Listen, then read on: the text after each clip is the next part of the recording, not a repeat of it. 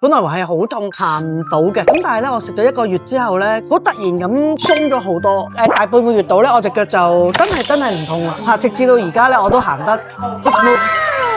我係 Kiki，咁我想了解下你點樣認識到我哋呢個補骨療程嘅咧？我上 Facebook 嗰度睇到，見到琳琳推介，我自己就想嘗試下咯。因為我自己本身咧都試過好多其他嘅配方，直至到我食呢一隻牌子。